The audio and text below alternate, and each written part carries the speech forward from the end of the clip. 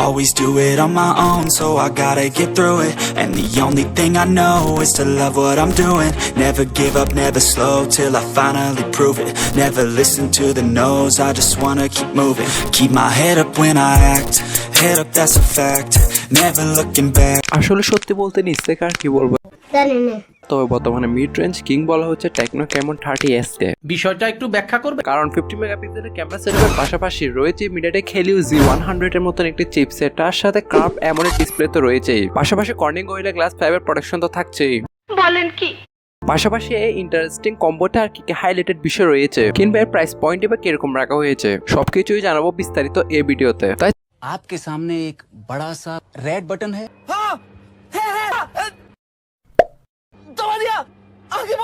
Polycarbonate হলেও ব্যাকে কোন প্রকার গ্লাসের প্রোটেকশন দিয়েছে সেটা অবশ্যই জানা যায় নাই, তবে ফ্রন্টে থাকছে কর্নিং গরিলা গ্লাস 5 এর প্রোটেকশন, যার সম্পূর্ণ থিকনেস করা হয়েছে 7.6 মিলিমিটার, যেখানে আবার বক্স কন্টেন্ট হিসেবে তারা দিয়েছে user manual, SIM tray ejector, then extra একটি স্ক্রিন প্রোটেক্টর, দেন রয়েছে একটি ট্রান্সপারেন্ট টিপিইউ কেস, 33 ওয়াটের চার্জিং ব্রিকের পাশাপাশি রয়েছে একটি type C USB data cable, যেখানে এবার তারা প্রোভাইড করেছে 120 হার্জ রিফ্রেশ ছোট একটি কার্ভ AMOLED ডিসপ্লে, যার স্ক্রিন সাইজ হচ্ছে কি আপনার 6.78 ইঞ্চি, আর রেজুলেশন হিসেবে কিন্তু দিয়েছে ফুল এইচডি প্লাস। ডিসপ্লেতে 1300 নিটস এর পিক ব্রাইটনেস হওয়ায় আউটডোরে মোটামুটি চালানযোগ্য। ডিসপ্লে ক্যালিব্রেশন নিয়ে কথা বলে স্যামসাং এর সাথে টক্কর দিতে না পারলেও মোটামুটি এভারেজ টাইপেরই কিন্তু একটা রেজাল্ট পেয়ে যাবেন ডিসপ্লে থেকে। যদি চিনামো বেজেলের দিকে লক্ষ্য যায় সেক্ষেত্রে দেখতে পাচ্ছেন সম্পূর্ণ সিমেট্রিক্যাল টাইপের চিনামো বেজেল কিন্তু দেওয়া হয়েছে। অল ওভার যদি আপনি মিডিয়া কনজার্ভিং করুন কিংবা রিলস দেখেন সেক্ষেত্রে আপনাকে আনস্যাটিসফাই করবে না ডিসপ্লেটি। পাশাপাশি আপনার day to day multitasking R gaming করার জন্য কিন্তু তারা চিপসেট হিসেবে দিয়েছে মিডিয়াটেক হেলিও G100, যেটা 6nm বেস্ট আর্কিটেকচারের উপর তৈরি করে একটি অক্টা-কোর প্রসেসর।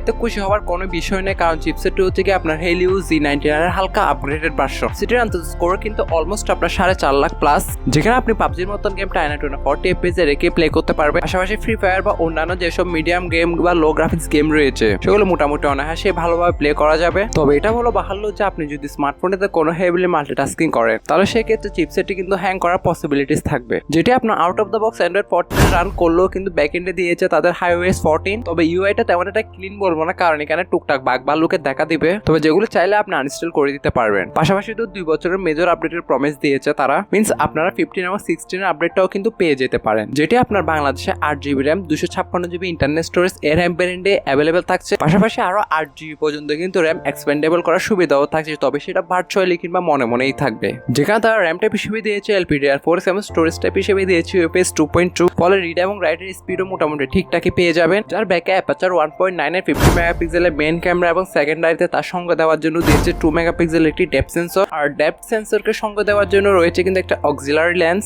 কারণ প্রথম দেখায় মানতে বাধ্য হলো এখানে ট্রিপল ক্যামেরা সেটআপ থাকলেও কিন্তু কাজের সেন্সর সেই 50 মেগাপিক্সেলের OIS যুক্ত মেইন ওয়াইড সেন্সরটি, যার ফ্রন্টে প্লেসমেন্ট করেছে কিন্তু 13 মেগাপিক্সেলের একটি central ফান্টাস selfie camera. Camera quality নিয়ে কথা বলে ডেলাইট কন্ডিশনে মোটামুটি টুকটাক ভালো ছবিগুলি তুলতে পারবেন। পাশাপাশি পোর্ট্রেট মোডে আপনার এজ ডিটেকশন বলুন কিংবা ডাইনামিক রেঞ্জ গুলো মোটামুটি ভালোভাবে কভার করছিল। তবে এটাও বলতে বাধ্য যে কিছু কিছু ছবিতে কিন্তু আমরা স্যাচুরেশনের বেশি ঘাটতি দেখা দিয়েছে, যার ব্যাক ক্যামেরা দ্বারা হাইস্ট আপনি 2K তে 30 FPS এর ভিডিওগুলো ইজিলি শুট করতে পারবেন। তবে মনে করি এটা যে প্রাইস পয়েন্টে লঞ্চ হয়েছে সেক্ষেত্রে 4K অপশনটা থাকা বাধ্যতামূলক, বাট এখানে 2K অপশনটা দিলেও আপনারা কিন্তু 1080p তে 60 FPS এর ভিডিও শুট করেই বেশি মজা পাবেন। পাশাপাশি সেলফি ক্যামেরা দ্বারা আপনি ডেলাইট কন্ডিশনে মোটামুটি টুকটাক ভালো লেভেলের সেলফিগুলো তুলতে পারবেন। তবে কিছু কিছু ক্ষেত্রে সেলফিগুলো বেশি স্মুথ করে দিবে কারণ এর রেজুলেশন কম হওয়ায়। যাকে ব্যাকআপ পাওয়ার জন্য থাকছে 5000 mAh এর একটি স্ট্যান্ডার্ড ব্যাটারি, আর বক্সে কিন্তু প্রোভাইড করেছে 33 ওয়াটের একটি ফাস্ট চার্জার, যেটা আপনাকে নরমাল ইউজে টুকটাক 10 to 9 দিনের মতো ব্যাটারি ব্যাকআপ ইজিলি দিয়ে দিবে। পাশাপাশি 3.5mm হেডফোন জ্যাকের গর্ত, ডিউল স্টোরেজ স্পিকার আর ইন ডিসপ্লে ফিঙ্গারপ্রিন্ট সেন্সরের সাথে আসা স্মার্টফোনটিতে কিন্তু পেয়ে যাবেন কিছু এসেনশিয়াল সেন্সর, যার প্রাইস বাংলাদেশে অফিসিয়াল ভাবে কিন্তু রাখা হয়েছে 29,999 টাকা। তবে এই প্রাইস পয়েন্টের মধ্যে আমার জাস্ট এই ডিসপ্লেটাই মোটামুটি টুকটাক ভালো লেগেছে,